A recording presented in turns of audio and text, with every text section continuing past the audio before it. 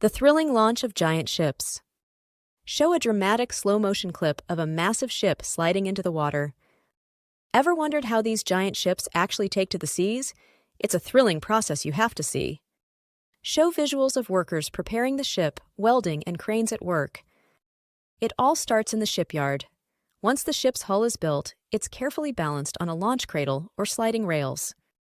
Footage of the launching preparation. But here's the tricky part. These colossal structures weigh tens of thousands of tons. How do they keep them from tipping over? Quick-cut visuals of ships being released. Engineers use precise calculations and lubricated rails or airbag systems to smoothly roll the ship into the water. Show the splash moment in slow motion. And that incredible splash?